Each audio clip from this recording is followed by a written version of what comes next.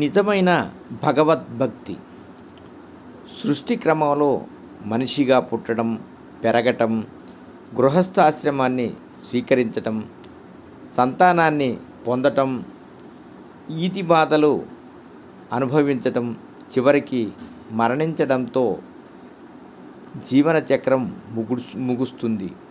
క్షణికమైన ఈ కాలంలో నేను, నాది అనే స్వార్థభావన పెరిగి మానవుడు దానవుడిగా మారిపోతున్నాడు. సంసార లంపాటంలో చిక్కుపడి తన గురించి తాను ఆలోచించలేకపోతున్నాడు. ప్రకృతి పురుషుల స్వరూపాన్ని తెలుసుకోలేక, పాశాలను తెంచుకోలేక కూపంలో మండూకంలా బ్రతుకుతున్నాడు. జన్మ వైశిష్ట్యాన్ని, జీవిత పరమార్థాన్ని, మోక్ష మార్గాన్ని అన్వేషించక కాలం కోరల్లో నలిగి వ్యర్థ జీవితం గడుపుతున్నాడు. వీటిని గమనించిన మనుపుత్రిక దేవాహుతి సంసార దుఃఖం నుంచి పరమాత్మను చేరే మార్గాన్ని బోధించేవాడు సాక్షాత్తు వైకుంఠవాసుడే అని తెలుసుకున్నది. స్వామిని పుత్రుడిగా పొంది ఆయన ముఖతః లోకానికి సందేశమివ్వాలని భావించింది.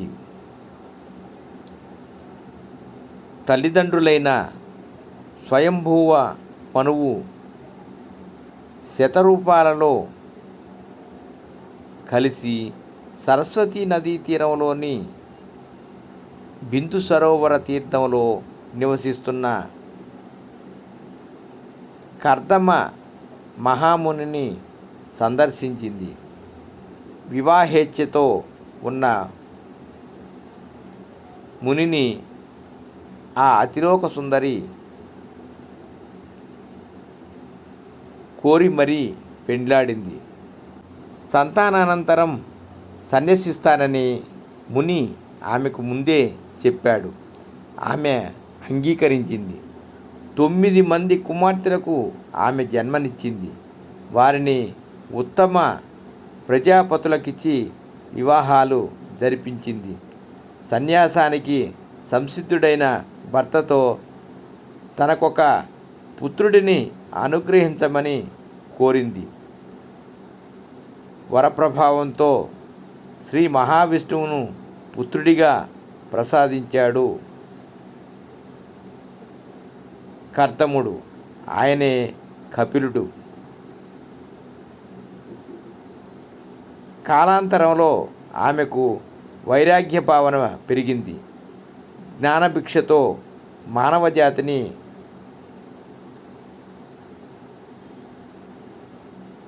సముద్ధరించమని అర్థించింది. మానవులకు ఆత్మ తత్వాన్ని బోధించేందుకు అవతరించిన కపిలుడు మాయాశక్తితో తానే స్వయంగా సాంఖ్యశాస్త్రాన్ని తల్లికి వివరించి పరోక్షంగా మానవజాతికి సందేశాన్ని ఇచ్చాడు. మనిషి మనసే బంధమోక్షాలకు మూల కారణం. భోగాలపై ఆసక్తి గల మనను బంధాన్ని, పరమేశ్వరుణ్ణి నిలిచే మనసు మోక్షాన్ని కోరుతుంది. ఇది నేను, ఇది నాది అనే అభిమానం వల్ల కామ, క్రోధ, లోభాది దోషాలను పెరుగుతాయి. మనసు నుంచి ఇవి ఏనాడు తొలగిపోతాయో ఆనాడు సుఖాలపై విరక్తి కలిగి భక్తి వైరాగ్యాలు ఉదయిస్తాయి. జ్ఞానానికి వైరాగ్యాన్ని జోడించి యోగ సాధన చేస్తూ భగవంతుడి పట్ల భక్తిని కలిగి ఉంటే ఈ జన్మలోనే అంతరాత్మరూపుడైన పరమాత్మను చేరుకోగలం.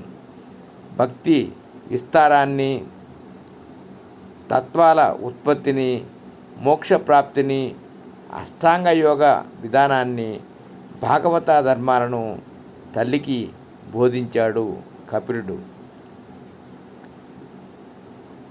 నిష్కమంగా భగవంతుడిని ప్రార్థించటమే నిజమైన భగవద్భక్తి. మనసును స్థిరంగా నిలిపి భగవానుడికి సమర్పిస్తే అంతకన్నా గొప్ప కళ్యాణమే లేదు. త్రికరణ శుద్ధిగా దీన్ని నమ్మిన వారికి ఏ కాలంలోనైనా శాంతియుత జీవనం లభిస్తుంది.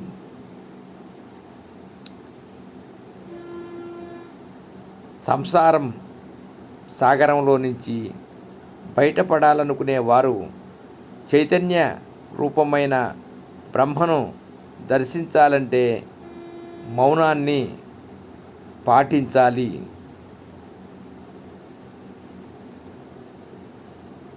శత్రుభావాన్ని దూరం చేసుకొని కర్తవ్యాన్ని శ్రద్ధగా పాటించాలి.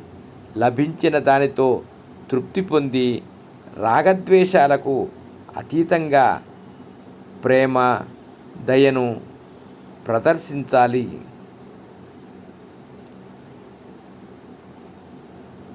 స్వధర్మాన్ని పాటిస్తూ మితాహారంతో ధ్యానాన్ని అభ్యసించాలి. ఈశ్వరుడి కంటే ఏది భిన్నం లేదన్న చింతన చెయ్యాలి.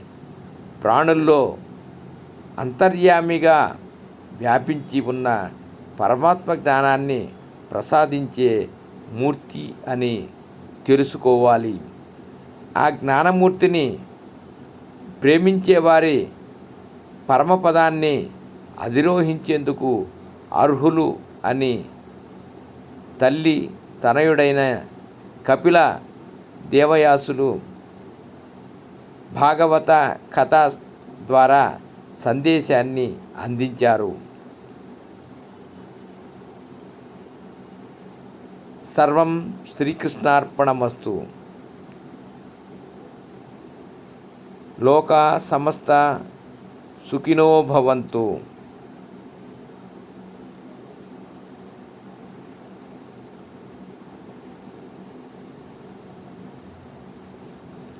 రేపటి తరానికి బతుకు భద్రతలతో పాటు భారతీయత కూడా నేర్పండి. ఓం నమః శివాయ.